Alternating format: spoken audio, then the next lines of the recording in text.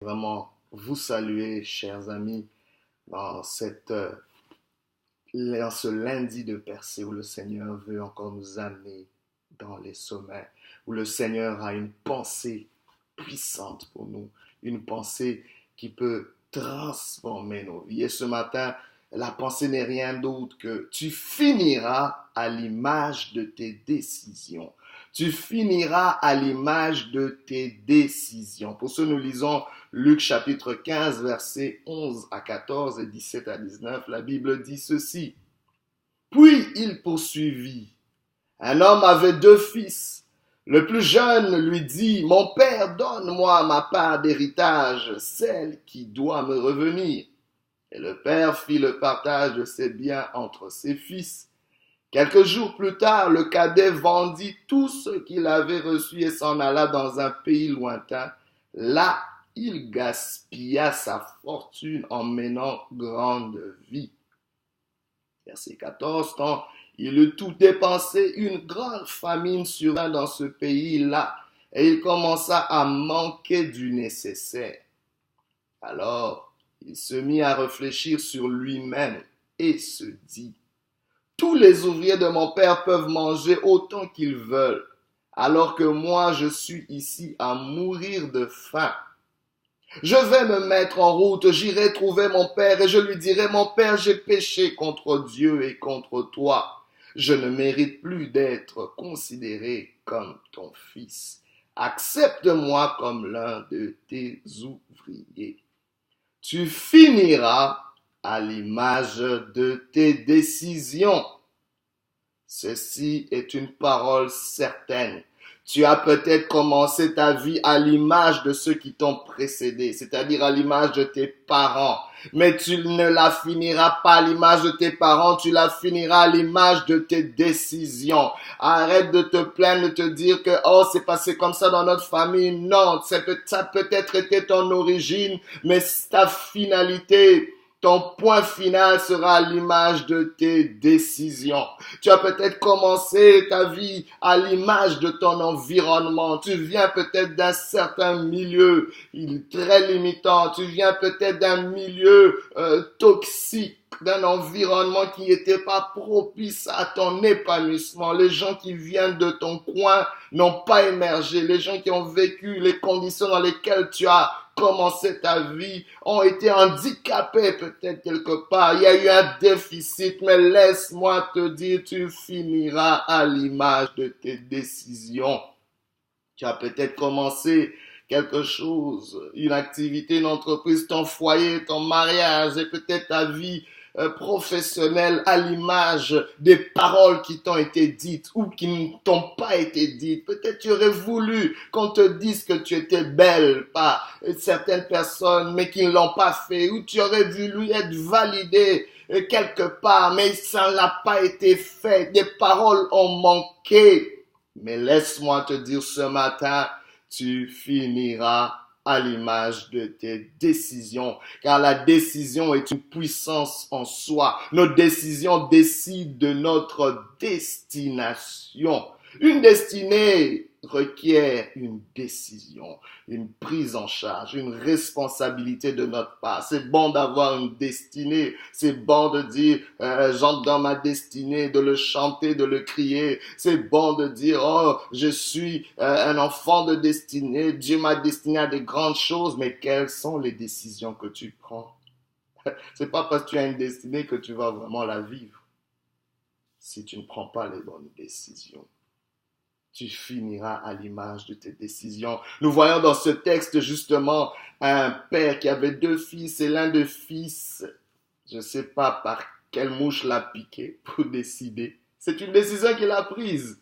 Mais nous allons voir là où cette décision l'a amené. Ce fils décide, écoute mon père, il est temps que tu me donnes ma part d'héritage, ce qui me revient. Le fils savait que ça lui revenait, c'était pas faux. L'héritage lui revenait, mais la seule chose, vous savez, une décision peut être à moitié, peut-être dans sa présentation, il peut avoir une part de vérité, Mais qu'en est-il du reste, du contenu ou du contexte même de la décision? Voilà. Il y a un contexte qu'il faut prendre en compte.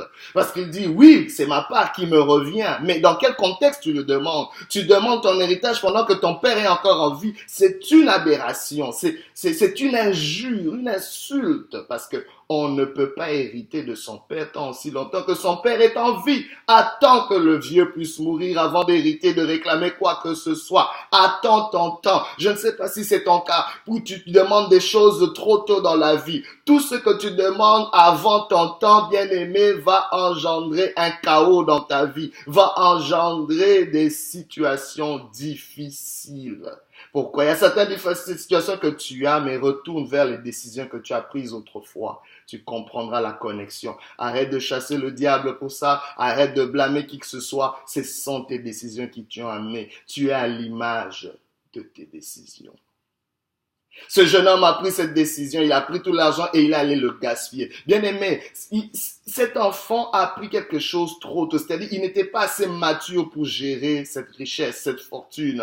Bien aimé, tout ce que nous demandons tant aussi longtemps que notre personne, notre identité n'est pas à l'égal de notre bénédiction, nous allons le gaspiller. C'est ça que parfois Dieu te fait attendre. C'est ça que parfois Dieu n'ouvre pas certaines portes parce que tu ne peux pas encore les gérer, parce que tu n'as pas encore la capacité de les gérer. Il ne veut pas encore te donner cette maison de rêve. Il ne veut pas encore te donner cet emploi de rêve parce qu'il sait que tu n'as pas encore les reins assez solides. Il ne veut pas te faire entrer dans cette relation que tu aimerais parce qu'il y a encore des choses qui doivent être guéries en toi. Cet enfant était encore assez immature. Il ne pouvait pas, il a gaspillé. Pourquoi? Parce que cette décision n'était pas bonne.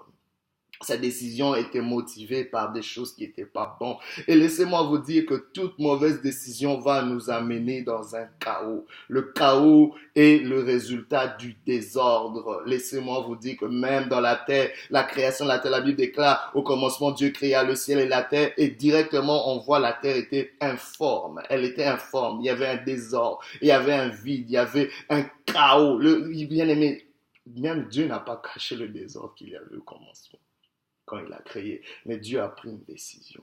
Une décision s'impose là où il y a un chaos. Ainsi, ce fils s'est retrouvé, justement, la famine a sévi et il s'est retrouvé sans argent. Il s'est retrouvé complètement dans un chaos. Que fais-tu quand tes décisions t'ont amené dans un chaos? Aujourd'hui, j'aimerais que tu puisses avoir l'honnêteté de reconnaître que tu as l'image de tes décisions. Que ce qui t'arrive est vraiment le résultat de tes décisions.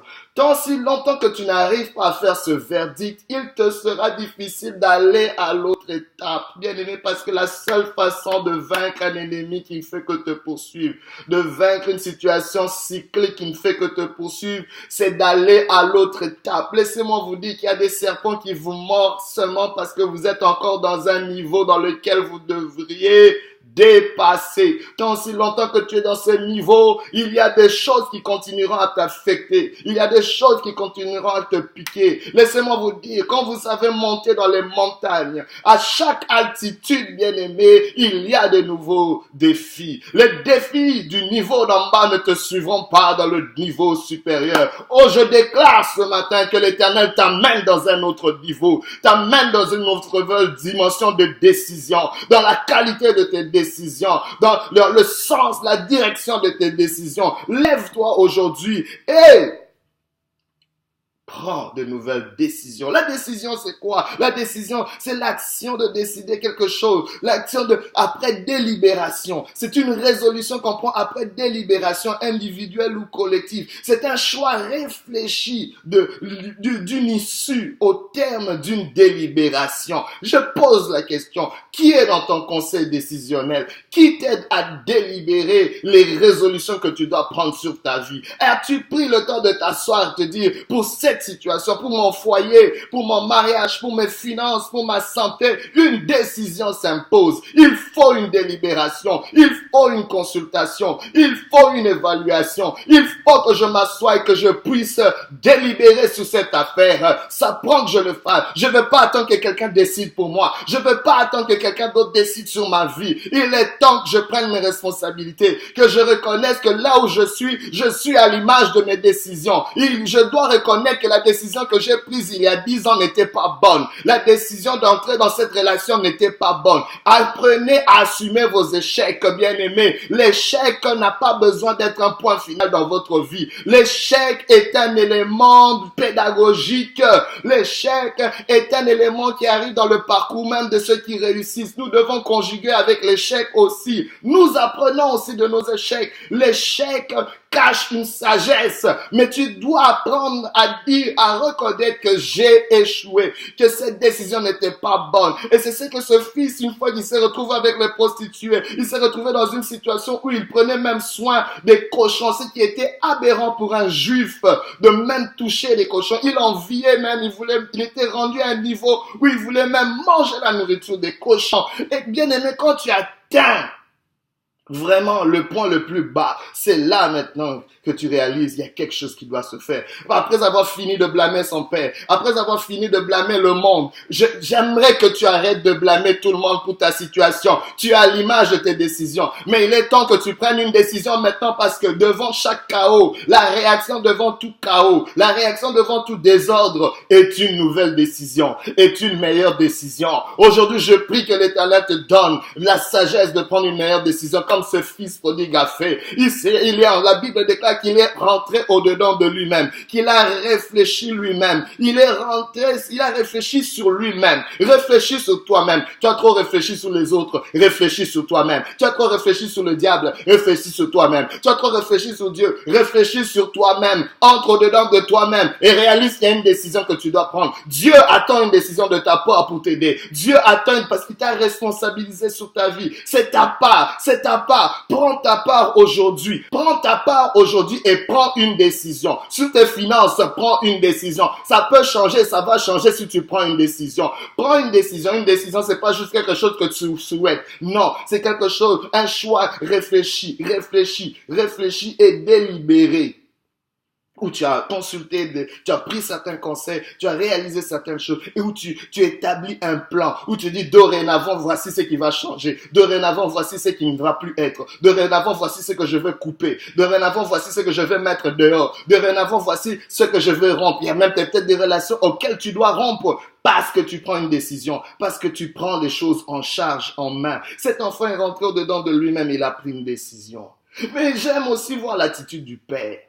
Le père n'a jamais crié sur cet enfant parce que cet enfant avait pris une mauvaise décision. Le père n'a pas trop insisté. Vous savez une chose, vous ne pouvez pas forcer quelqu'un à être sage. Quand quelqu'un est insensé, il doit manger le fruit, les conséquences de ses décisions. À chaque décision, il y aura des conséquences. Le père avait simplement besoin de garder silence, d'attendre que cet enfant puisse devenir assez mature pour comprendre que ses décisions n'étaient pas bonnes et prendre de nouvelles décisions. C'est ainsi que quand l'enfant a pris ses décisions et il est allé vers son père, la seule réaction de son père, c'était pas de dire « Ah, je t'avais dit quoi? Qu'est-ce que tu as fait ?» Le père a juste ouvert ses bras et l'a embrassé et il a célébré son fils. Son fils qui voulait revenir juste même comme un serviteur. Le père a dit non, je te réinstalle dans ta position de fils malgré tout ce que tu as fait, parce que tu as grandi aujourd'hui, mon fils. Tu es devenu sage, tu m'as rejoint. Parce que le père avait vécu assez longtemps pour comprendre que la sagesse, c'est quelqu'un lui-même qui doit la réaliser dans sa vie. Je ne peux pas être sage à ta place.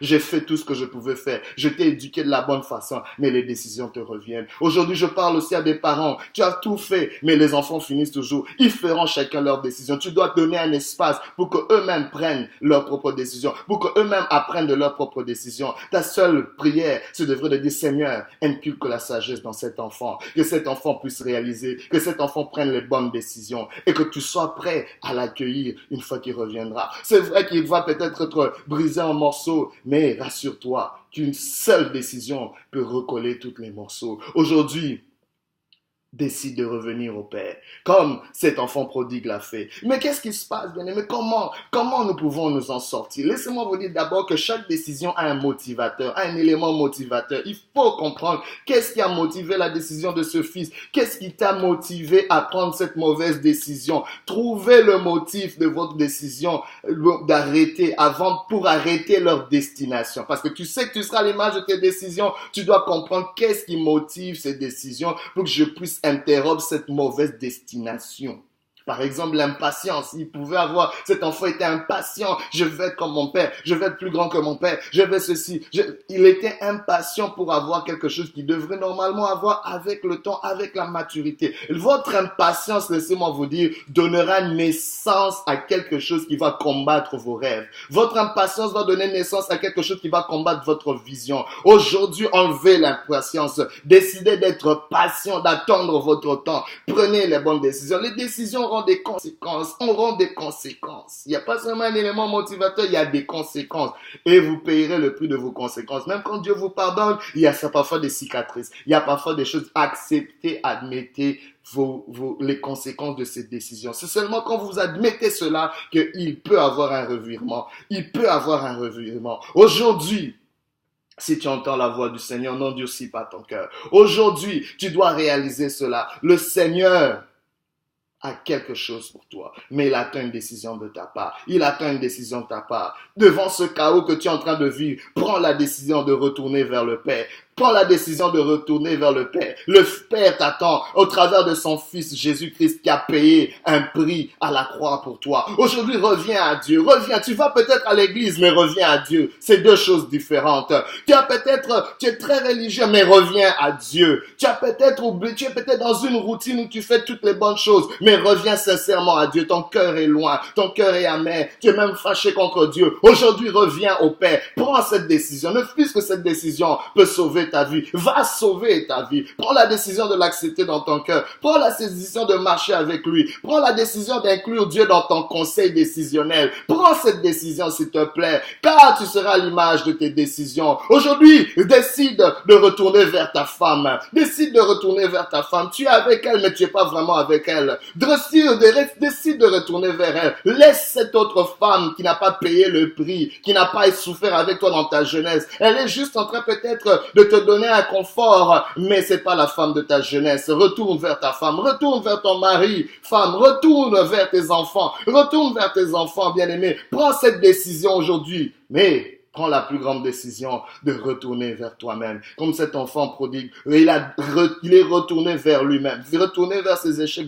retourné vers son irresponsabilité, retourné vers ses responsabilités. Retourne au-dedans de toi. Tu marches avec toi, mais tu t'es égaré de toi-même. Aujourd'hui, on aimerait recoller le morceau. Ensemble, je prie pour toi. Que l'Éternel te fortifie, que l'Éternel te restaure, que l'Éternel, au nom de Jésus, t'accorde la sagesse de prendre la décision qui va déterminer l'image de ton futur. Que Dieu te bénisse au nom de Jésus.